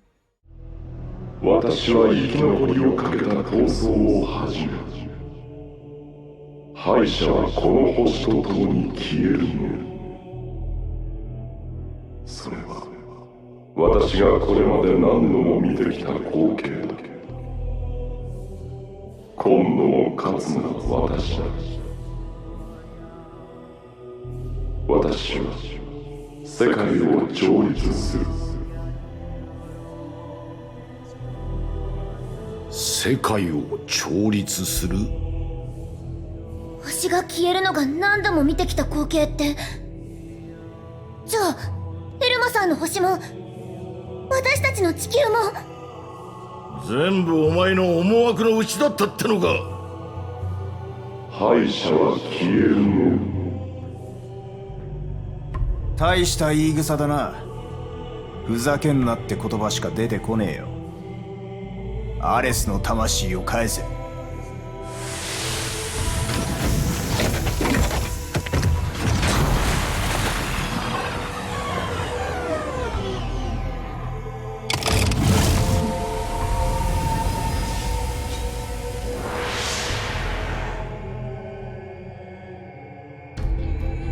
敗者は消えるの。負けた覚えはないな。俺自身が諦めない限り、俺は絶対負けはしない。闘争を続けるつもりか。そうだ。首を洗って待っていろ。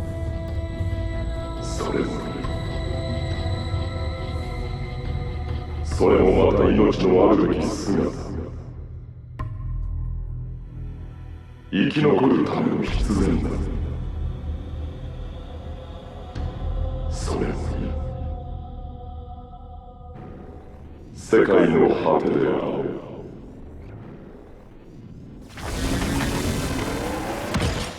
C'est avec ce discours de Void que vous comprenez que la planète Mira va disparaître tout comme la planète de Elma et la Terre. Vous allez donc mettre en place un plan d'évacuation pour quitter Mira tout en accueillant les autres communautés et races vivant sur la planète. A l'aide du vaisseau Manon qui se trouve au-dessus de la ville, vous allez vous en servir pour évacuer. Ce vaisseau se nommera la Grande Blanche 2.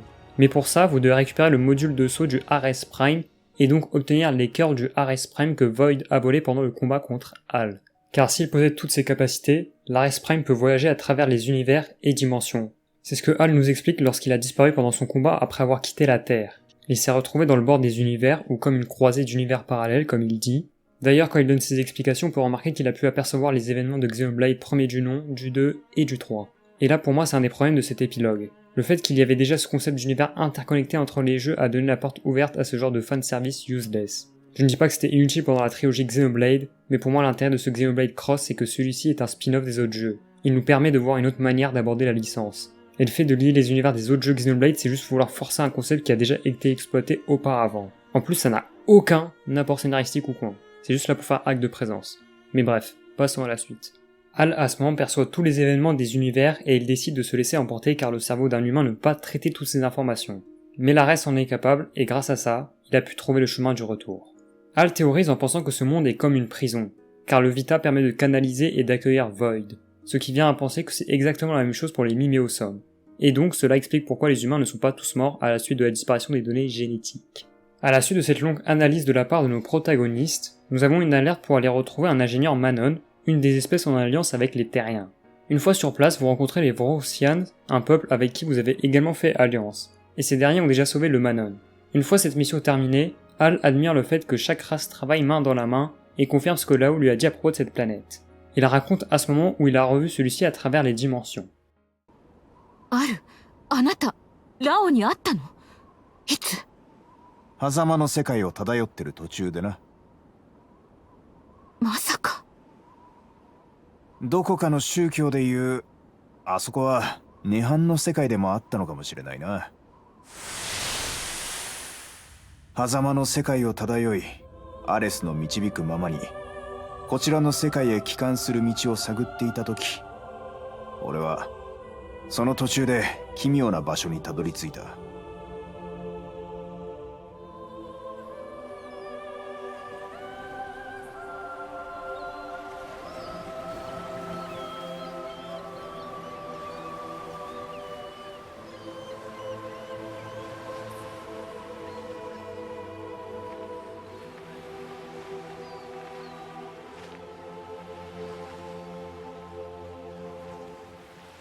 妙なところで会うもんだな。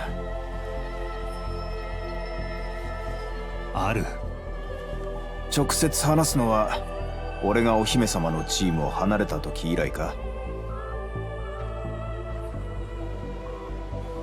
白芸がミラに落着した戦闘で死んだものだとばかり思っていた。ここが死後の世界だというならその通りだ。でお前はどうなんだ？死んだのか？ああ、そうか。俺は仲間を裏切った。敵に情報を売り、家族を見殺しにした奴らに復讐を、いや、全てを消そうとした。弔うとか報いを与えるとか、そんな上っ面の感情よりも深い絶望が俺を暴走させた。分かっていたんだ。分かっちゃいたが止めることはできなかった。ずいぶん言い訳じみてるんだな、お前ほどの男が。言うなよ。だがあの子は、リンはそれが人間だと言ってくれた。汚くて醜い人間なんてそんなもんだと。優しい子だ。最後まで俺を分かろうとしてくれた。やりきれないじゃないか、あんな子供にそこまで言わせてしまうなんて。俺の絶望があの子まで辛くさせてしまったなんて。だからお前は死を受け入れてこんなところで寝転がってるだけなのか？ああ、きっともうすぐシャーメイとチェンシーにも会える。お前はそれで満足だろうが俺は嫌だね。たとえここが死後の世界だったとしてもそれでもまだ生きてやる。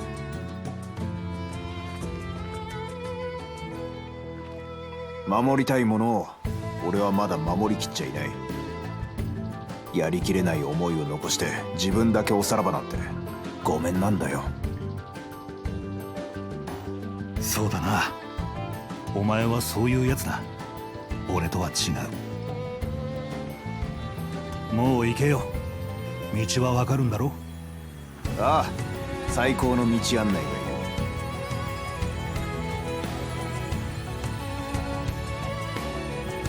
俺が元いた世界、あそこは暖かい場所だ。みんなお前の帰りを待っている。だといいがな。戻ったらリンに伝えてくれ。人は確かに醜い。生に固執し他者をも踏みにじることがある。だが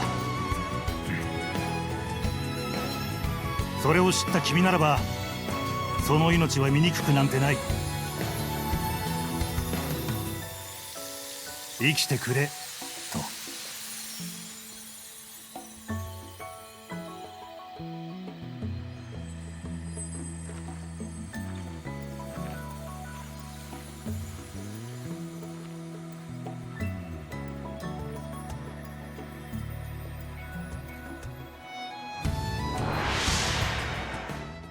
Encore une fois, la relation qu'il y a entre Lao et Lin est très forte comme on a pu le voir dans l'histoire de base. À chaque fois, ces deux personnages veillent l'un sur l'autre même s'ils ne sont pas à proximité. D'une certaine manière, Lao remplace un peu les parents de Lin. Après avoir entendu cette histoire, Lin pense qu'elle ne mérite pas de tels éloges. Car le jour où elle l'a sauvée, selon elle, c'était pour des raisons égoïstes. Elle ne voulait pas voir Lao mourir pour éviter de se sentir seule.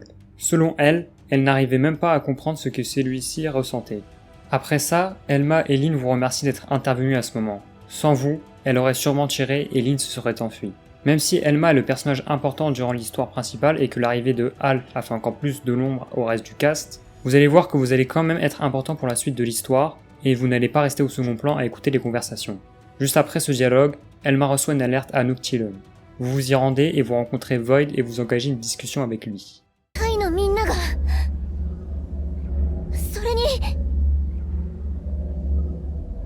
やろう。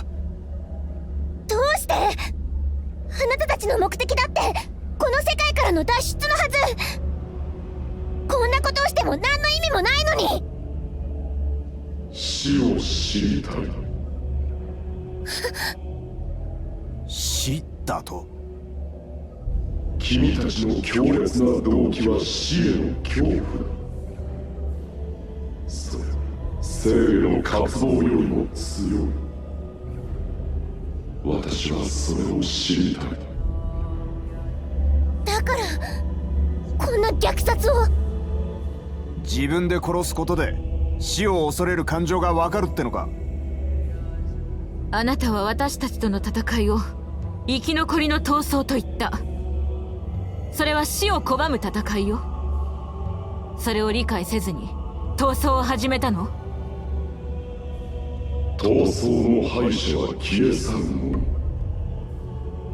それは死ではない。私自身にその概念がないのだから当然だ。消え去るということ、純粋な存在の否定だ。だが君たちが言う死にさまざまな感情がつきまとう。それを知りたい。知ってどうするの？それを考えたことはない。私の欲望は感情に根ざしたものではないから。行動は全て必然によって自動的に行われている。そんなことで、そんな理由にもならないようなことで、あなたは。もういい。理解なんかしようとするな、リン。分かりきった言葉を並べちゃいるが、つまるところこいつは心底邪悪ってことだ。俺たちの敵だってことだ。でも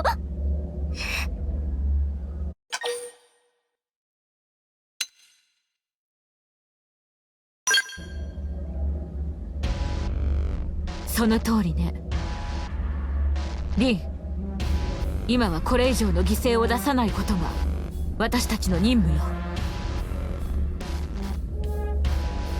わかりました。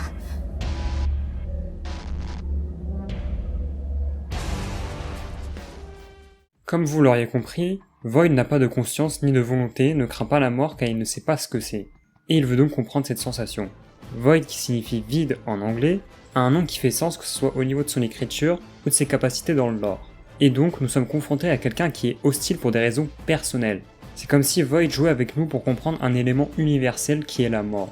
Lin, Hal et Elma essayent de lui faire comprendre que jouer avec des vies n'est pas une bonne chose. Mais évidemment, s'il ne comprend pas l'envie de survie et de la mort, il ne peut pas comprendre l'impact de jouer avec des vies. Essayer de raisonner Void, c'est comme si vous parliez à un mur. Après ce combat, Void prévoit que les humains finiront par venir dans sa demeure juste après la disparition de la planète Mira. Maintenant que vous connaissez les raisons de Void, s'ensuit des explications supplémentaires sur le plan d'évacuation, un dialogue entre Hal et Elma accompagné du flashback où Elma tente de l'empêcher d'aller se battre en solo contre les Ghosts, pour enfin arriver à la finalisation du vaisseau La Grande Blanche 2. Une fois l'arrivée des Ghosts et des dématérialisations à New LA, c'est-à-dire les orbes noires géantes qui désintègrent tout sur leur passage qu'on a vu précédemment, vous repoussez l'invasion et vous montez dans la Grande Blanche 2. Et après cela commencent les opérations. Une fois tout le monde à bord de son mecha, Elma, qui est chef d'unité, a quelque chose à nous dire. 私は地球で生を受けた生命種ではない。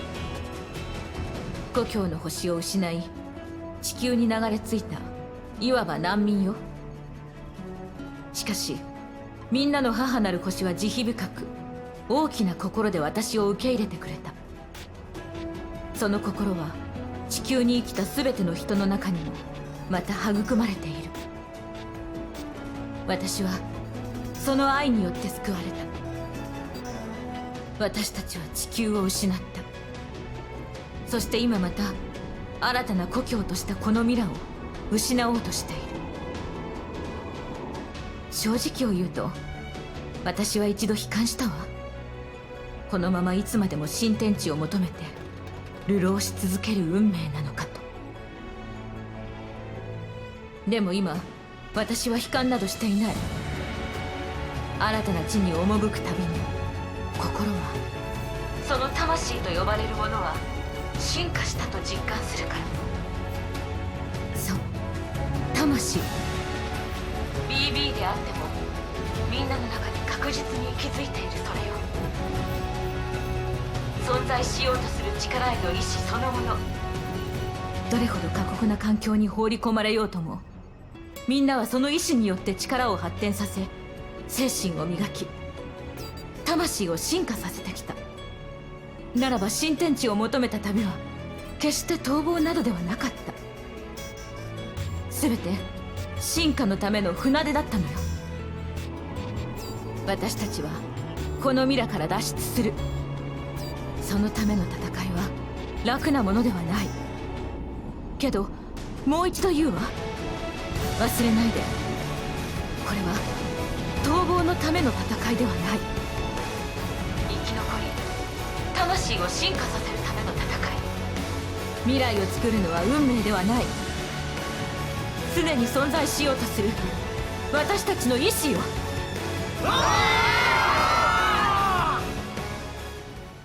Comme durant la fin du jeu original, Elma exprime ses sentiments, même si à ce moment elle est encore plus honnête et on arrive mieux à la comprendre. Plutôt content d'avoir eu ce passage, car pendant un moment on a Hal qui fait de l'ombre à la protagoniste de Xenoblade Cross quand même. Puis, vous pénétrez dans le vaisseau de Void afin de l'affronter et de récupérer les cœurs. À l'intérieur, on n'y trouve pas grand chose. Il n'y a pas un bruit, mais il y a une lueur jaune. Vous vous y rendez et vous y trouvez un ascenseur. Vous le prenez et vous arrivez dans un lieu vide et Void fait son apparition. S'enchaîne un dialogue sur la volonté de survie et le fait que Void ne comprenne toujours pas pourquoi ils agissent de cette manière. Pour lui, la force est prioritaire à tout et la compréhension n'est pas une nécessité.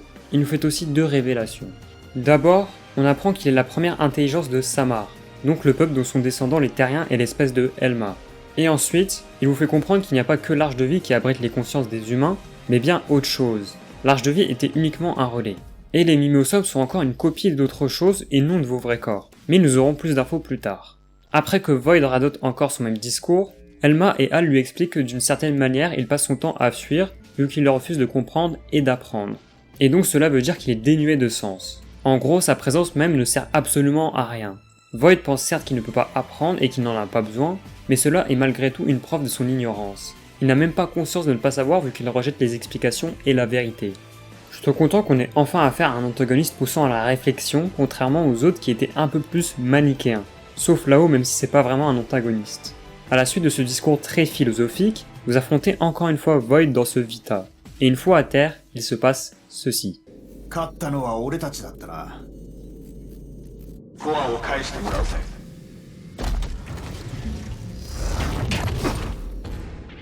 私は敗北もしない。私の知性、君たちの存在を駆逐する。負け惜しみだな。なんだ。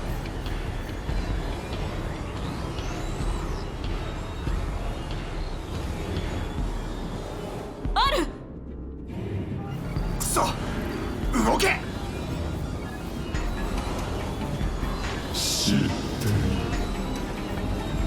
アレスが登場者を動かしている。私は超越する。お前、そして新たなよりしろとともに。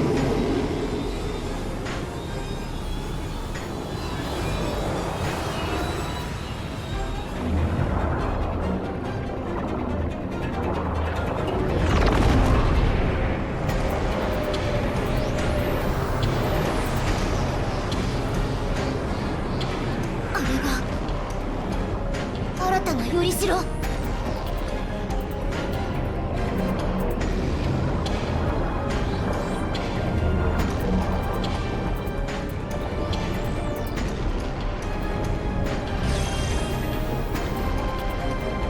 コアが起動した。みんな気をつけて。闘争は終わった。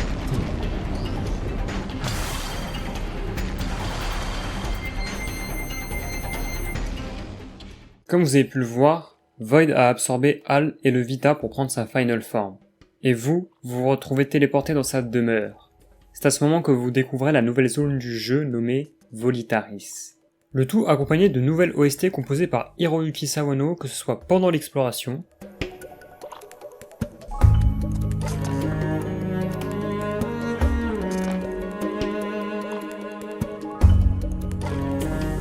ou pendant les combats.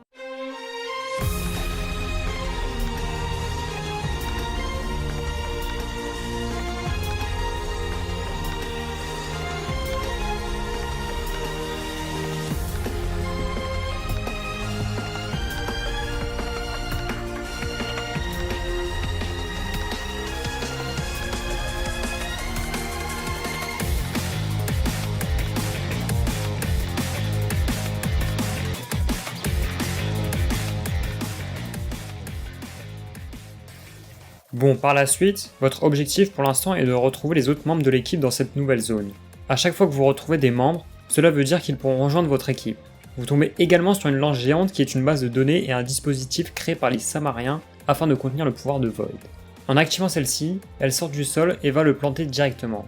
Il vous faudra au total en activer 6. Après ce long parcours et l'exploration de Volitaris, il est temps de prendre l'ascenseur et de rejoindre Void pour le vaincre. Une fois en face de lui, il vous alerte que les Seekers sont rechargés. Il pourra s'échapper. Lynn remarque que les lances dégagent beaucoup d'énergie et que les détruire pourrait infliger énormément de dégâts à Void. Ensuite débute le combat avec un tout nouveau son composé par Hiroyuki Sawano.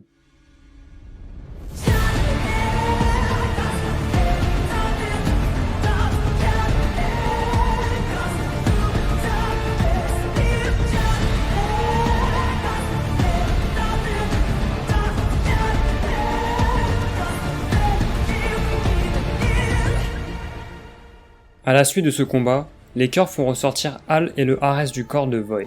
Vous aidez Hal à se relever et vous montez dans le Ares Prime avec lui. Vous prenez les commandes de celui-ci et c'est à ce moment que des esprits sortent du Ares. Le Vita lui servait à conserver l'esprit de Void, tandis que l'Ares peut conserver la conscience de plusieurs individus. C'est donc à ce moment que l'esprit de Lao ressort et vous accompagne pour ce combat final. うるせえ。そんなこと言うために化けて出てきたのかよ。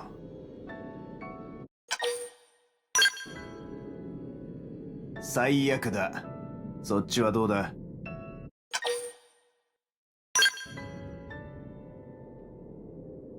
よし、行こうか。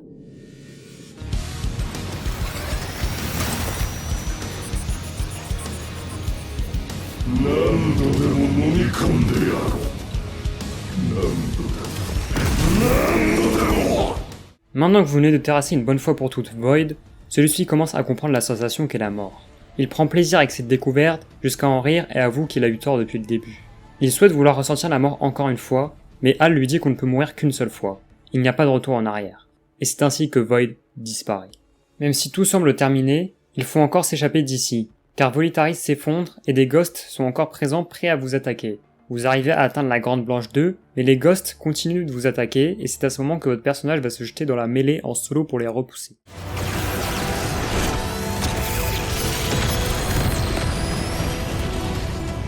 あいつそんなこと教えたつもりじゃなかったんだがな。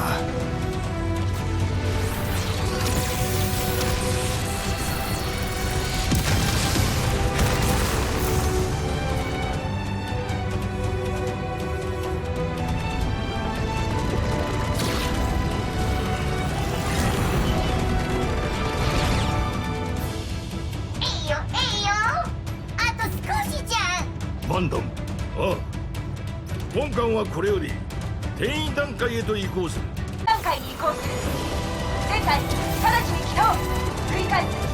本艦はこれより転移段階に移行する。全体直ちに起動。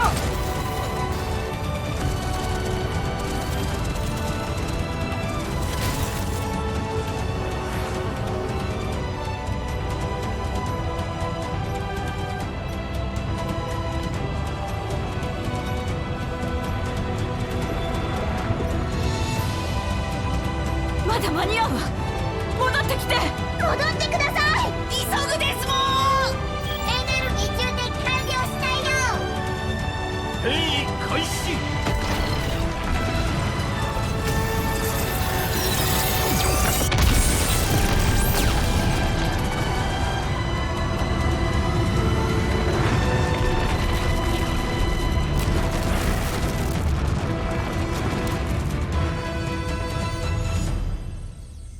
Après la téléportation, Hal nous raconte l'histoire de Void lorsqu'il était à l'intérieur de celui-ci.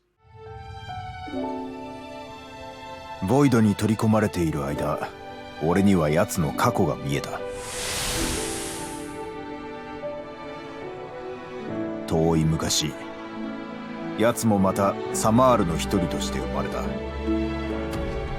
並外れた天才だったボイドは、ゲートと呼ばれる究極の物体を研究して、その力を6つのコアへと還元、アレスを作り上げた。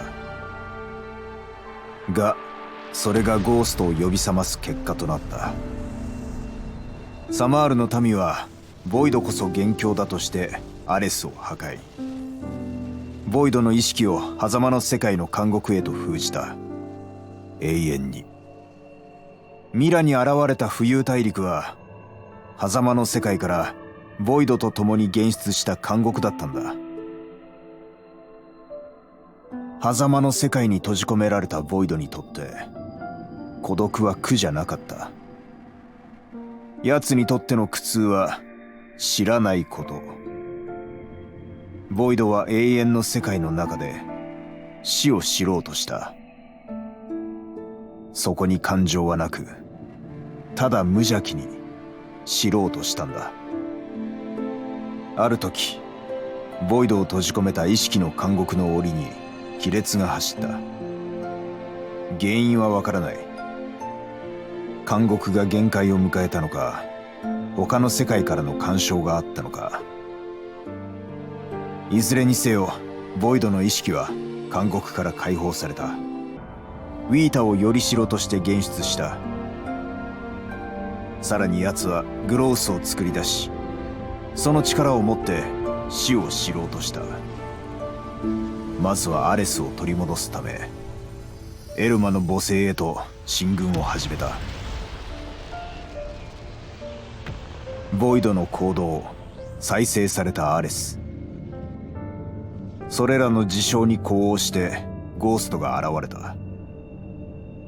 エルマの母星はグロースとゴーストの衝突によって消失し、世界も消えた。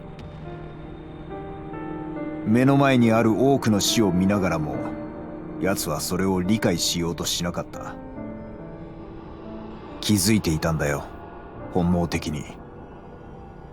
自分自身の存在が消えることの恐怖を。だから逃げたんだ。サマールの民、ゴースト。自身の存在を排除しようとする力から逃げ続けたボイドは、旅路の果てに敗北し、初めて死を知った。あの瞬間、奴は何を思ったんだろうな。私はどこに行く。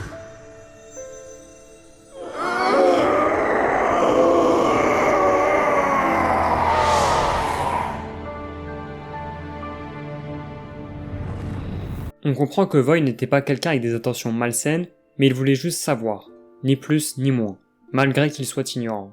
Enfin, je dis qu'il n'a pas eu d'intention malsaine, mais il a quand même détruit des planètes avec les populations qui étaient dessus.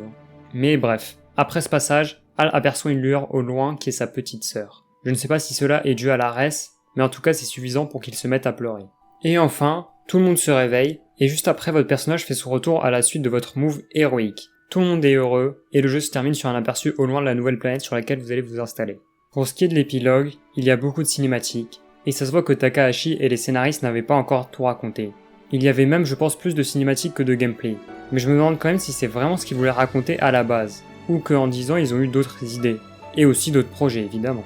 Ce qui me fait dire ça, c'est le changement de ton, de thématique et d'humeur à certains moments, ou l'arrivée de Hal qui prend une place conséquente dans l'histoire. Du coup, est-ce que cet épilogue est bon? Pour moi, oui. On n'a pas spécialement eu d'amélioration par rapport à l'histoire de base, surtout au niveau de l'écriture de certains personnages, mais on a par exemple un antagoniste qui a le mérite d'être développé par rapport à ce qu'on a eu avant, même si Void je le trouve un peu cliché et posait des archétypes de final boss de JRPG basiques. La chose qui m'a aussi tracassé, c'est le concept de multiverse lorsqu'on voit les images de Xenoblade 1, 2 et 3. C'est pas non plus quelque chose de dramatique et qui ruine la construction du scénario, mais j'aurais aimé laisser ce jeu en dehors de la trilogie. Pour clôturer cette partie, je pense que l'épilogue proposé par ce Xenoblade Cross Definitive Edition est bon. Je ne dirais pas exceptionnel ou que c'est incroyable, surtout par rapport aux autres Xenoblade. Mais on a eu le mérite d'avoir des explications sur la fin du jeu, malgré qu'on n'ait pas spécialement eu d'amélioration sur tous les aspects de l'histoire originale.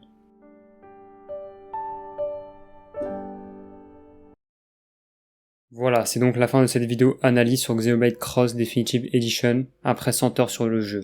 J'espère avoir rempli ma mission qui est de donner un avis complet sur celui-ci. C'est actuellement la vidéo la plus longue sur la chaîne et je remercie ceux qui sont restés jusqu'au bout. D'ailleurs, n'hésitez pas à vous abonner si vous aimez ce que je fais car plus de 95% de ceux qui regardent mes vidéos ne sont pas abonnés à la chaîne. Et si vous ne voulez rater aucune de mes vidéos, n'hésitez pas. Bref, c'est sur ce message de fin que je vous laisse et à une prochaine.